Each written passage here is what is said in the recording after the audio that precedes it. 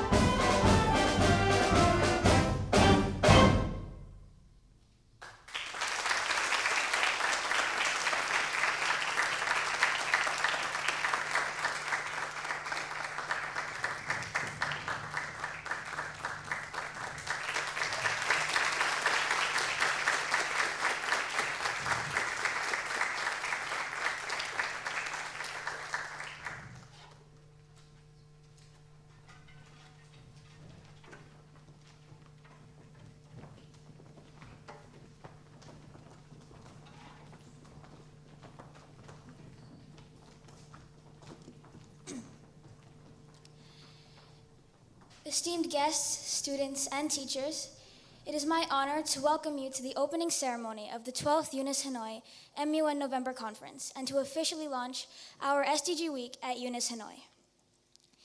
My name is Sarah Anthony, and it is my honor to be Secretary General presiding over this ceremony and for the MUN conference, which will close this week of learning, exploration, questioning, collaboration, and celebration.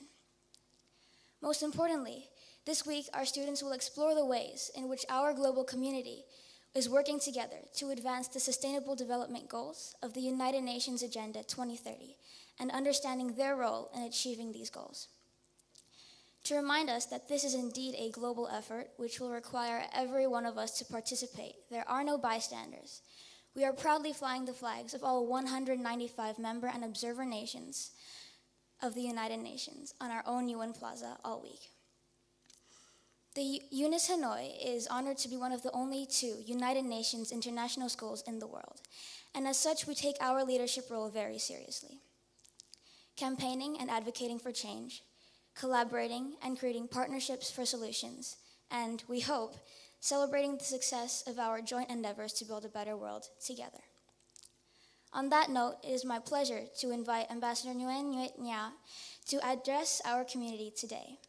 Ambassador Nha is a career diplomat with extensive experience in international economic relations and multilateral diplomacy. She is presently serving as Senior Advisor to the Vietnam Academy of Diplomacy and the ASEAN 2020 National Secretariat. She is also a member of the ASEAN Women for Peace Registry and Vice Chair of the Vietnam National Committee for Pacific Economic Cooperation. For a prestigious career that spans decades of achievements and firsts for both women and for Vietnam, and literally spans the entire globe, she has been honored for her outstanding work with a number of international awards. Please welcome Ambassador Nha.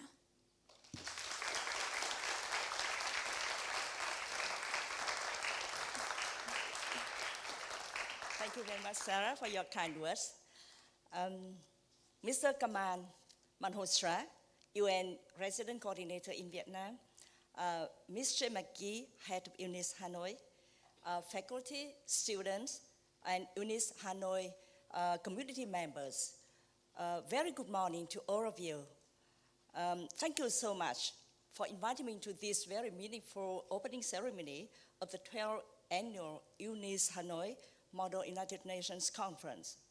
I'm so delighted to join you all today and to witness the remarkable growth of this wonderful school. I just had a very short tour of the school after 4 years.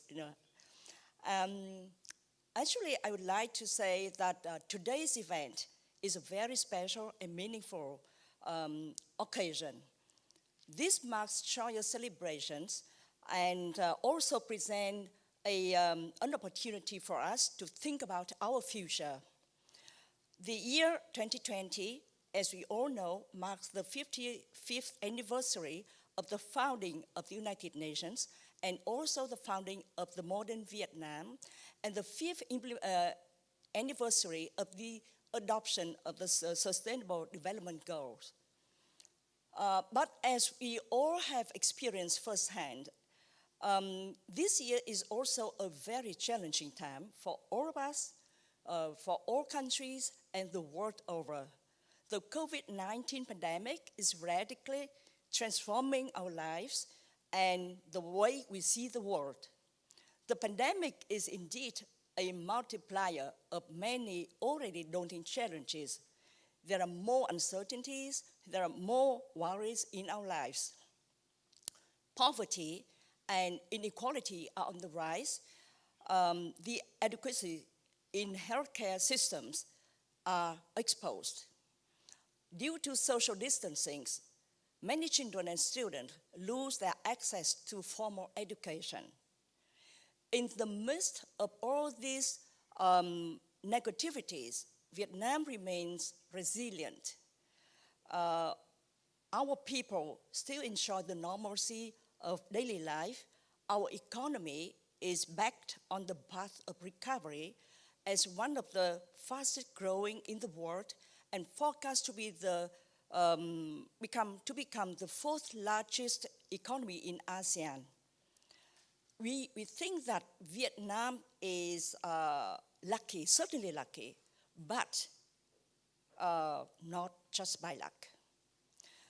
our fortune comes from the foresightful preparedness of our government and social responsibility of each and every individual in the society, including young people. It also comes from Vietnam's very strong commitment to multilateralism and sustainable development. Dear students, in this context, UNIS Hanoi's SDG Week cannot be more meaningful and timely. It further reminds us of the importance of the 2030 Agenda for Sustainable Development. The SDGs are a platform that guides us to think about how we can work together to achieve a more inclusive, sustainable, equitable, and prosperous future for all.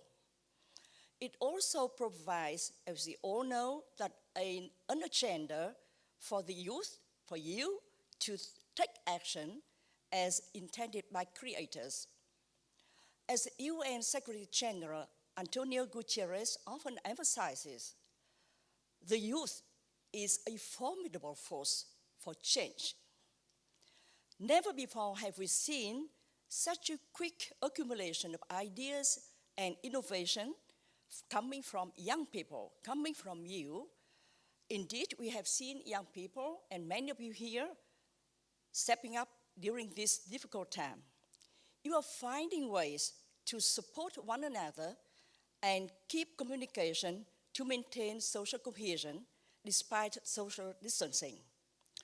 So I wholeheartedly believe that the youth, especially you, all of you here at this school, will continue to be the torchbearers of the 2030 Agenda for Sustainable Development.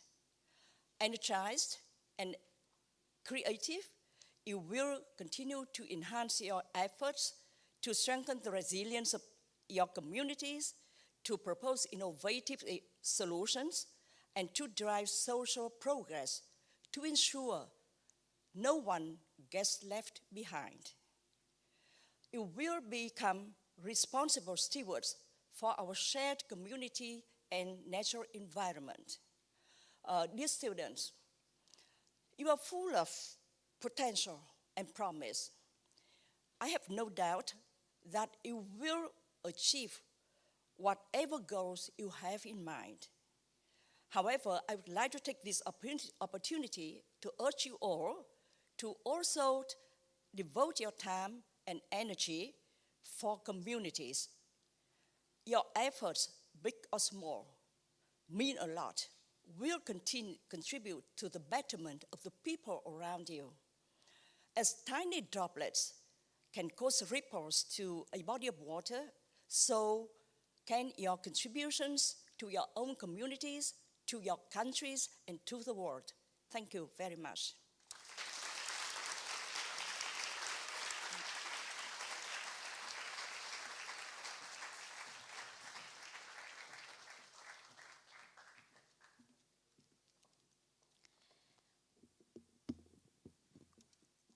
Thank you, Ambassador Nya, for those inspirational words and sage advice.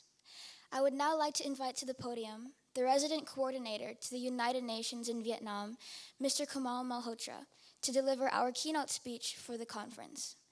Mr. Malhotra has dedicated his life to development.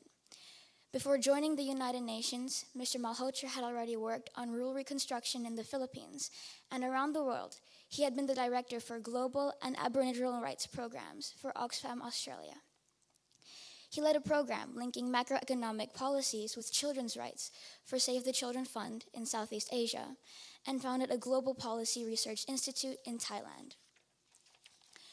Since joining the UNDP in 1999, where he established and led its globalization program, he has spent more than 2 decades in both UNDP and the UN in various roles, including most recently as the UN Resident Coordinator and the UNDP representative in Turkey, Malaysia, and now in Vietnam, where he represents the UN Secretary General.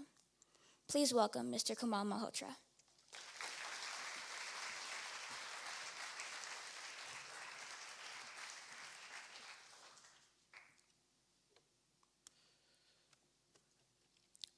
Ms. Sarah Anthony, the United Nations Secretary General for the 12th UNIS Hanoi Model UN Conference, Her Excellency Ambassador Nguyen Nuat Na, Senior Advisor to the Ministry of Foreign Affairs of the Socialist Republic of Vietnam, Ms. Jane McGee, Head of the United Nations International School Hanoi, faculty, students of UNIS Hanoi, and students from all the other Hanoi schools participating in the Model UN Conference and SDG Week. Ladies and gentlemen, good morning. It is a pleasure for me to be here this morning at this opening of the Model United Nations Conference and the launch of SDG Week for the UNIS and MUN community. And it is an honor to be on the panel with Ambassador Madam Nia, a longtime UNIS supporter, to engage with you all. As we begin today, let me take a moment to look back in history. On 24th October 1945, the United Nations came into being, following the signature by 50 member states of the United Nations Charter on the 26th of June 1945. The enduring UN Charter clearly sets out the need to put people at the center. In fact, it starts with three critical words: we the peoples. This message still resonates strongly today in 2020 as we celebrate the 75th anniversary of the United Nations. The journey of 75 years has not been easy for either the United Nations or the world, but it is worth remembering that the UN has fulfilled all its major objectives, notably preventing a third world war and ensuring the independence of most previously non-self-governing territories and countries, as well as in its normative role of human rights and establishing other international norms and standards, and even on development, where progress on poverty reduction, health, education, maternal mortality, and many other areas has been unprecedented in world history since the UN was established. It also is the only legitimate organization where 193 member states and 2 observer nations gather, and overall, despite its deficiencies, which largely reflect the deficiencies of its member states, the world is a much better place for it. If the United Nations did not exist, we would need to reinvent it.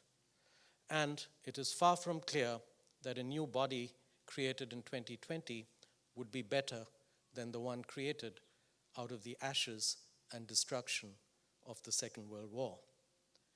And all the talking and dialogue in the United Nations has been key to preventing a Third World War and containing the Cold War and many other conflicts and tensions of the last 3 decades in the post-Cold War period. Indeed, working towards common goals and solutions for 193 countries through intergovernmental bodies like the UN General Assembly or the UN Security Council is much harder than you might think. As you may experience during this Model UN Conference, it is not an easy task to navigate among different and often conflicting opinions, especially in a world as full of challenges and as divided as it is today. In recent years, the world has witnessed growing nationalism and populism. There are divisions around the world putting multilateralism and international cooperation at risk. People of my generation, especially in leadership positions, must make the right decisions for succeeding generations. Young people like yourselves have a key role to play in making your voices heard and in encouraging decision-making so that it goes in the right direction. Youth advocates such as Greta Thunberg and Malala Yousafzai have done so firmly and clearly, demanding a better, safer, and more equal future for your and future generations. As you begin this Model UN, I'm sure you are all aware of the 17 Sustainable Development Goals adopted by the UN General Assembly as the most suitable agenda to help address the serious situation we find ourselves and our world in today. We need to acknowledge the unfortunate but undeniable facts that if the SDGs had already been addressed or been more advanced in terms of their achievement, and if multilateralism and international cooperation had not been under such attack from some important quarters, the world would have been in a much better position to address COVID-19 than it was when the crisis hit. Unfortunately also, COVID-19 has put a temporary halt to SDG implementation for all of us, though we have less than 10 years to achieve them. We are at a crossroads where we need to strengthen our resolve and be united in overcoming the multiple crises in our world.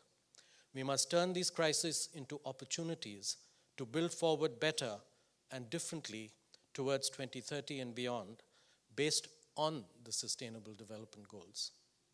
We live in an unprecedented time of turbulence and turmoil.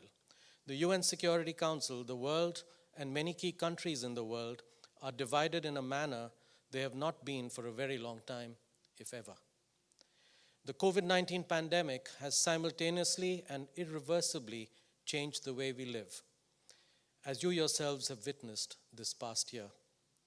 Natural disasters, be they earthquakes, tropical storms, or tidal waves, are becoming more powerful and ferocious than before, and we recently witnessed some of this in central Vietnam.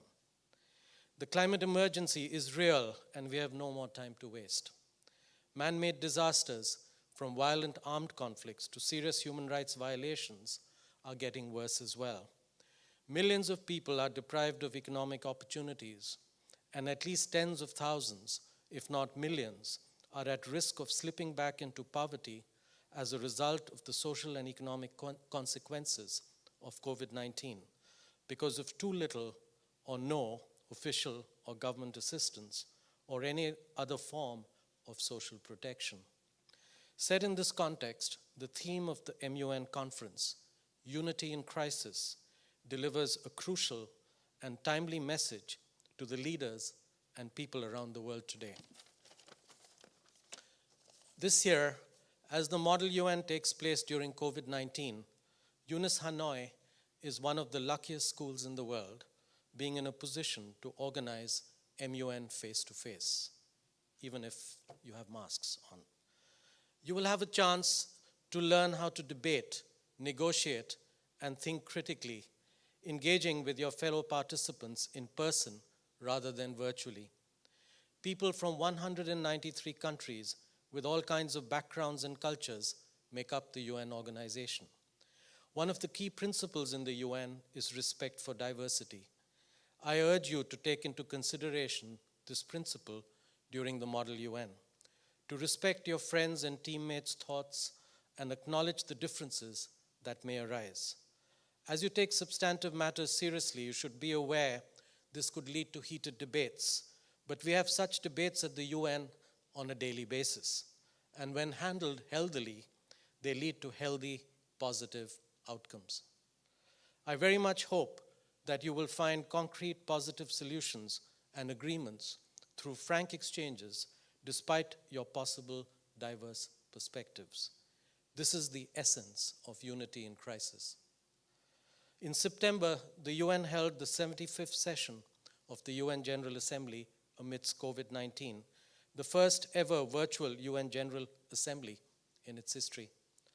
Still, world leaders, experts, and youth advocates gathered and concretely agreed on important messages. That we need global solidarity and unity more than ever before to tackle COVID-19 and other global challenges, and build forward better and differently for a sustainable, resilient, and just future. And that youth must be given more space to raise their voices. I hope that you will all confirm this message through your experience at this Model UN. The world needs social and economic inclusion if good decisions are to be made. We need real leaders and statesmen and stateswomen.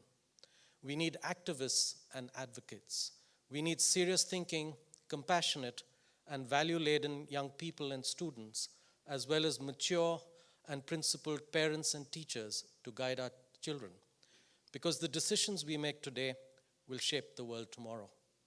I encourage all of you to enter the Model UN Conference and SDG Week with the core belief that you are agents of change, as well as the belief that even the most serious of challenges can be overcome when we are united.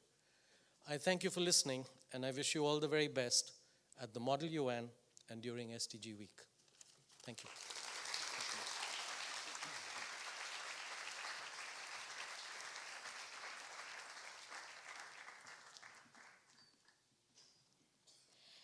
Thank you, Mr. Malhotra, for setting the scene for this morning's deeper dive into some of the issues of concern and reasons for hope for our students to reflect on.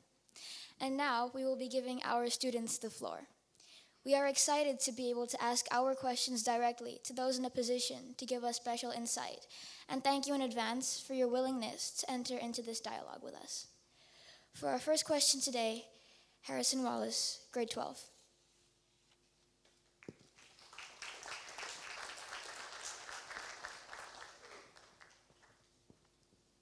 Good morning. My question is, in what ways has COVID-19 impeded progress towards the SDGs, specifically those concerning poverty and good health?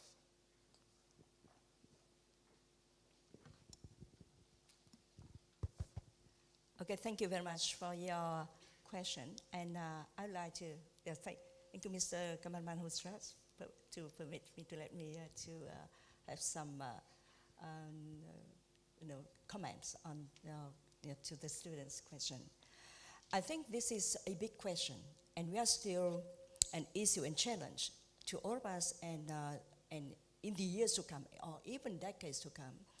And as we are all aware, the COVID-19 pandemic is now, planet-wide, with far-reaching, multifaceted impact, very unprecedented impact on the mankind, and especially on the our efforts, joint efforts, global efforts to move forward with our agenda on SDGs, especially on the people's livelihood and health, the major goals of SDGs.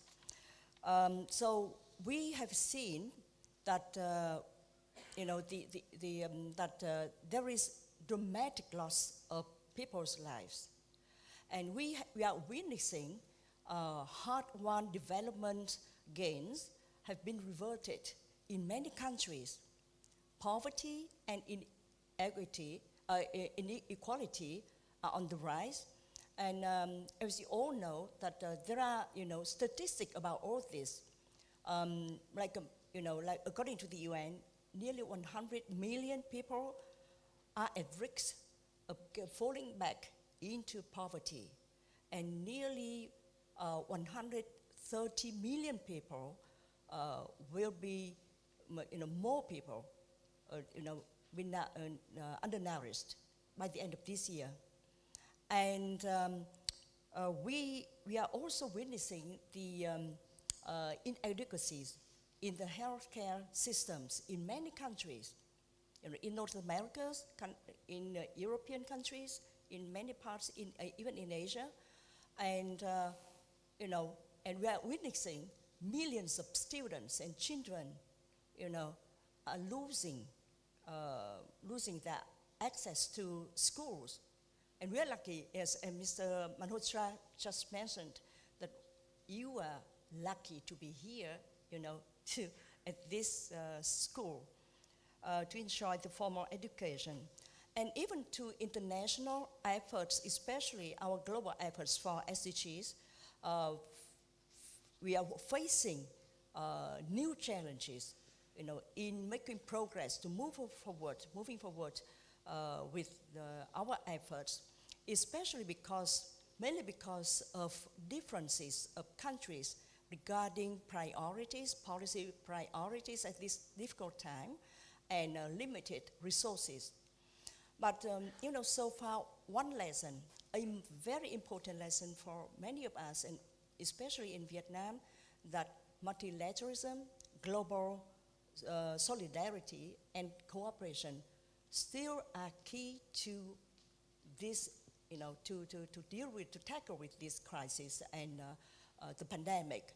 So in the in such a globalized world, only together can we, tackle with any crisis and move forward to its SDG agenda. So thank you.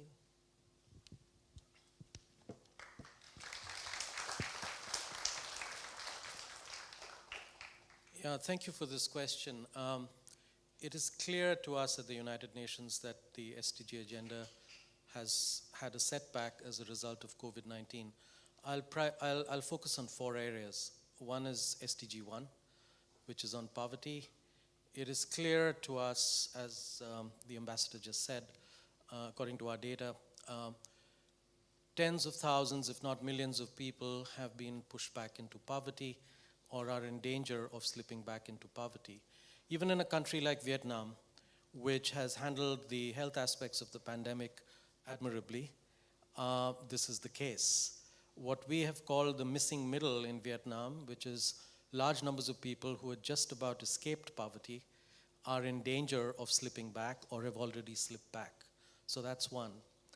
Health, which is SDG 3.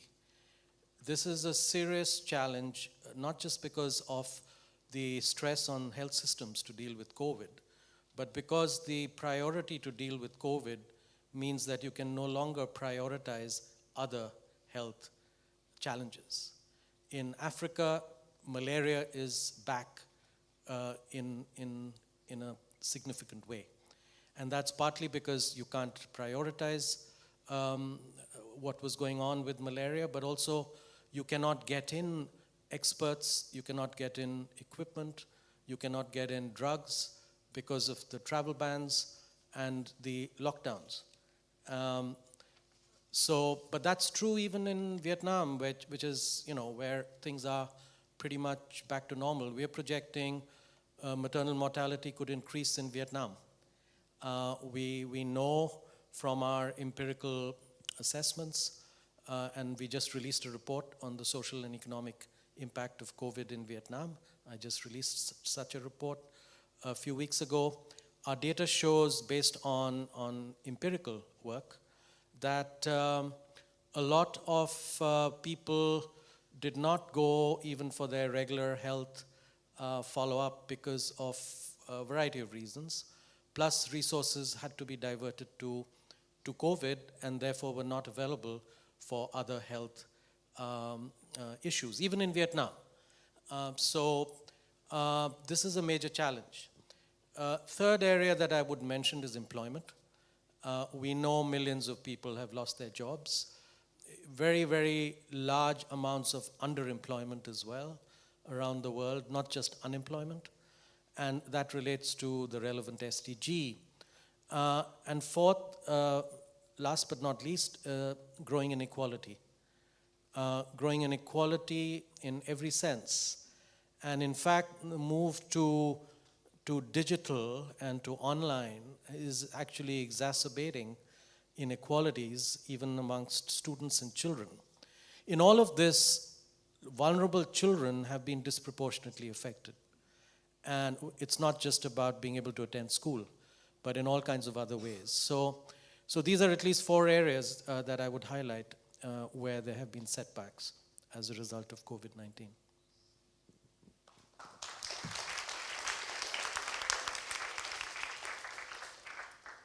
Thank you both for your responses.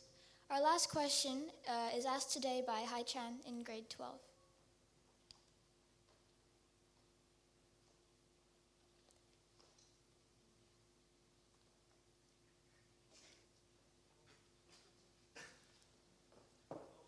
My question was similar to Harris's question in the way that how realistic is the United Nations reaching the SDG goals which are set for 2030?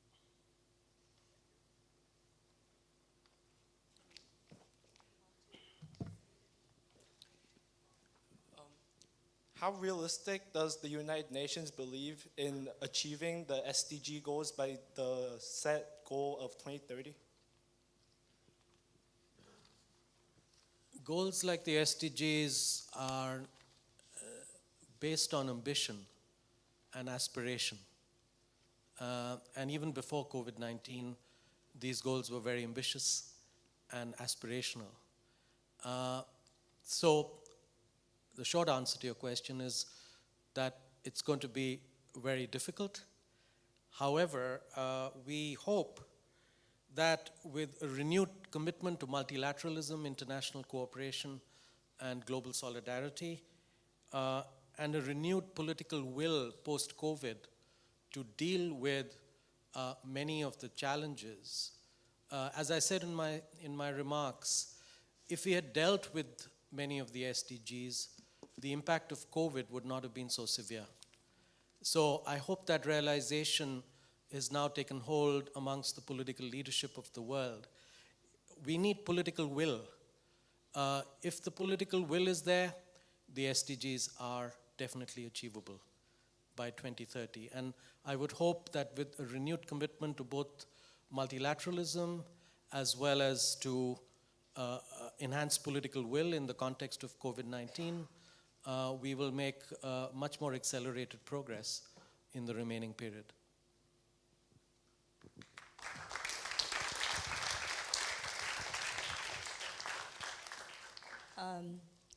I totally agree with Mr. Malhotra, and I would like to add a couple of points from the perspective of Vietnam experience. Actually, we think that in the digital age, a must for all countries, all governments, is sustainable development, and that's why we have seen very strong commitment from the majority of the UN members to SDGs, and including Vietnam, even during, even at the very difficult time of the pandemic. We think that sustainability and inclusiveness, SDGs, all efforts for this can help us go through, to overcome the challenges and impacts posed by the pandemic. That's for the short term. In the long term, this is a driver. Efforts for SDGs are a major driver for Vietnam to make a change, to reform the country for sustainable development in the long term. So I agree with Mr. Malhotra on the other points. Yeah, thank you.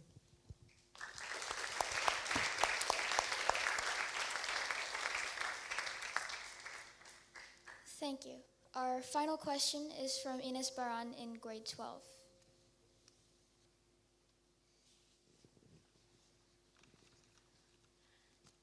Hi. My question is, why do you think it's important to have more women in leadership positions, and do you think the world needs more women leaders?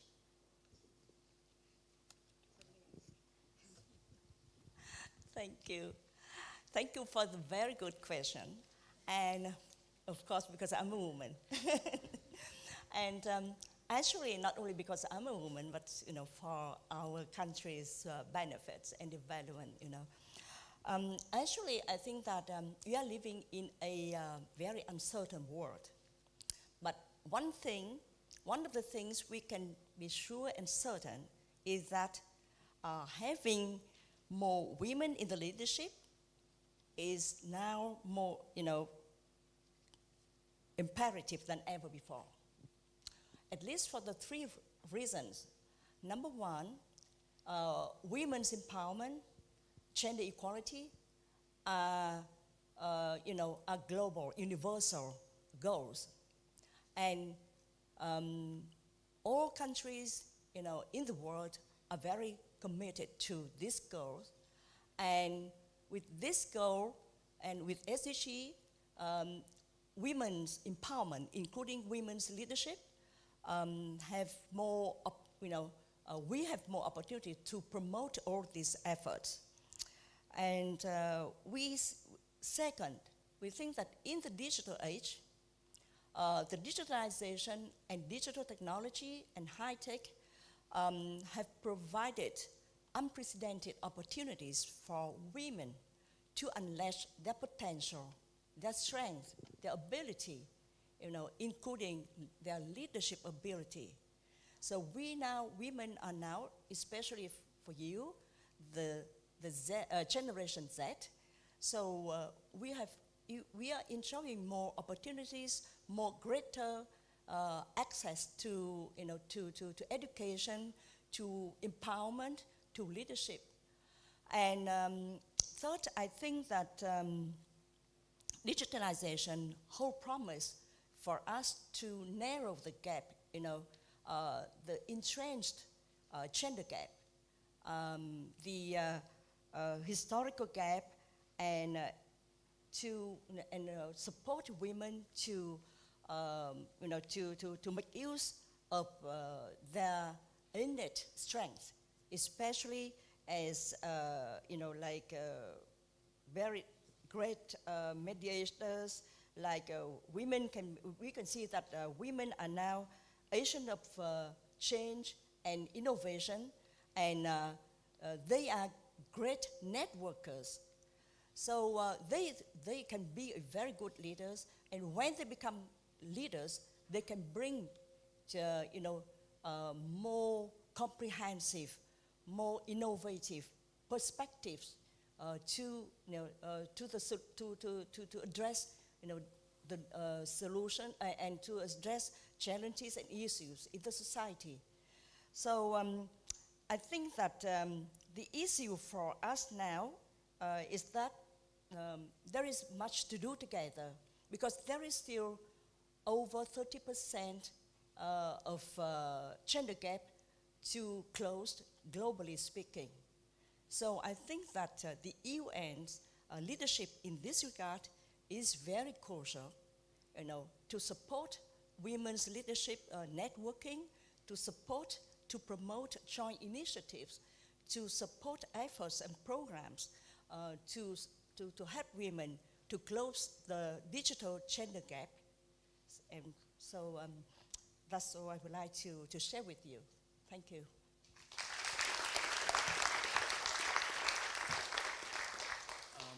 I can't agree more with Ambassador Nya. Let me just add 3 or 4 more points in specific terms. One is, of course, half or over half the population of the world are women, so that's a good enough reason in itself.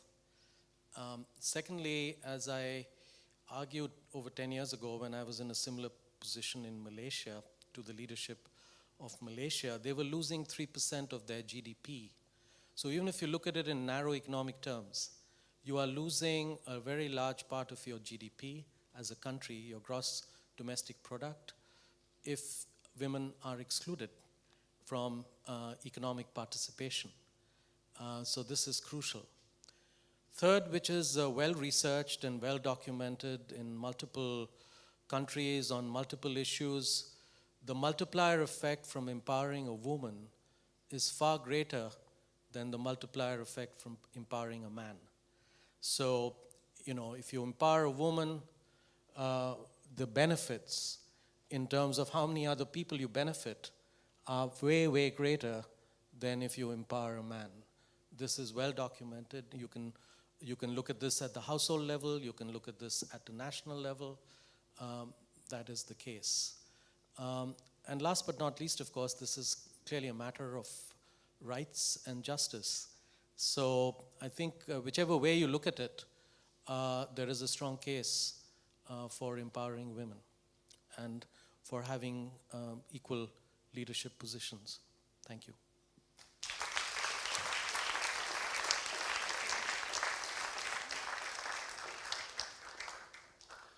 Thank you, Mr. Malhotra and Ambassador Nya, for helping our students and our community better understand some of the issues that we will be debating in our conference at the end of this week, and to give us a unique perspective as we work together for a better world. As a small token of our appreciation, I would like to invite our President of the General Assembly, Sohan De Silva, and the leader of our MUN Human Resources team, Davidi Shah, to the stage.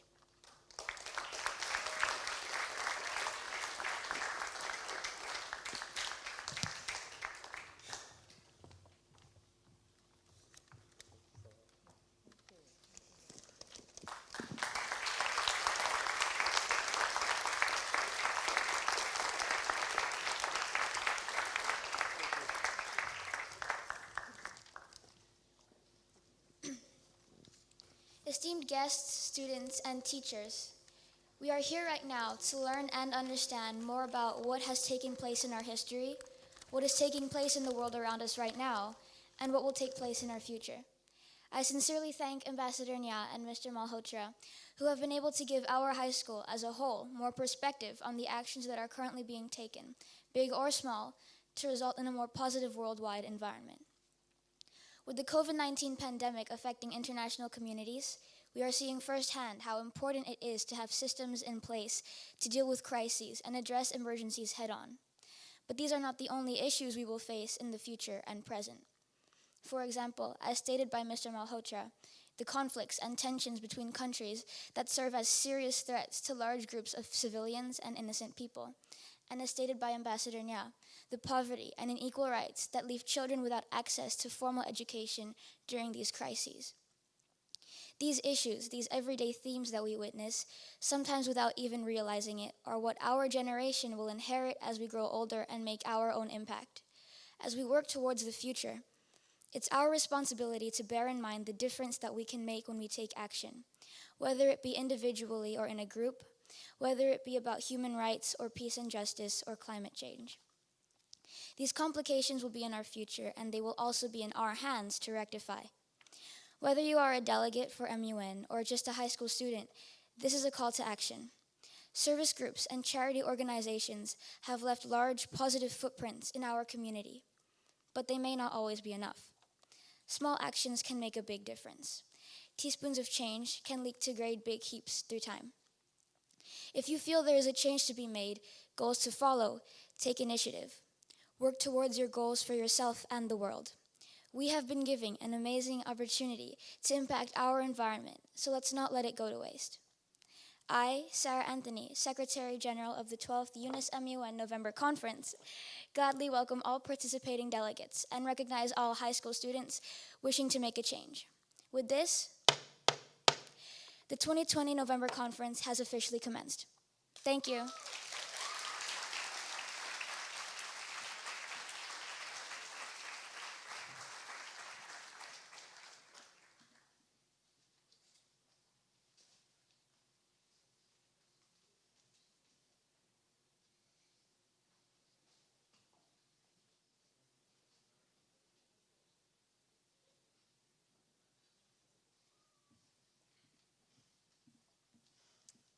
Students, you're dismissed. Thank you for being such an attentive audience. Have a great day.